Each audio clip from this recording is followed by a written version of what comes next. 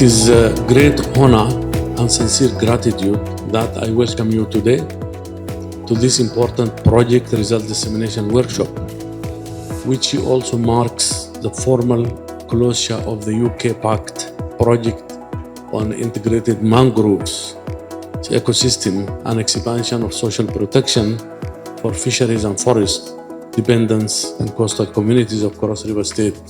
From its inception, the project adopted a holistic approach, an inclusive approach, combining ecological restoration, livelihood diversification, gender equality, and institutional strengthening.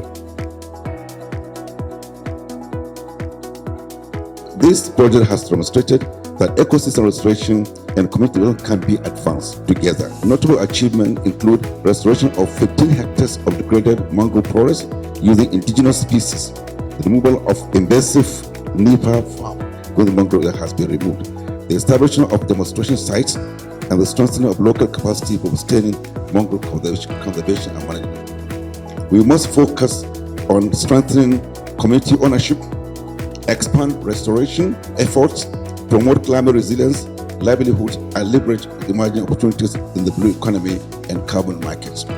The government of Cross River State recognized that the achievement recorded under this project provide a strong foundation for future intervention. We remain committed to sustaining this policy, institution and partnership that promote sustainable natural resource management, climate resilient biodiversity conservation, and inclusive economic growth.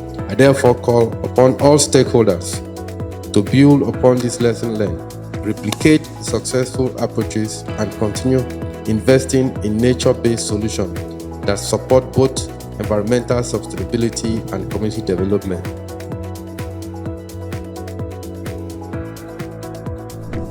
Usually, before now, I used to think that mushroom can only grow in the forest where trees have fell and the mushroom begins to grow after it decays. But with the intervention of FAO, I can grow mushroom even in my parlor as flower.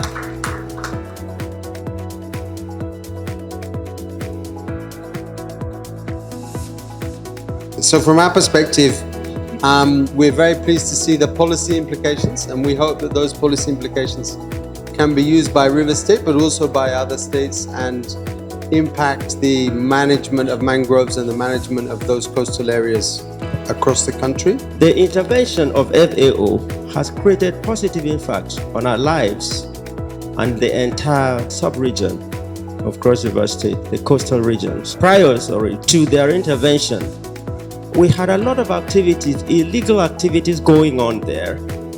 People harvested wood without let or hindrance. People bought land, including the coastal area, the mangrove areas. And even sometimes when we tried to talk to them, they said no, they had bought this land and they had, ownership, and you couldn't stop them from depleting the forests.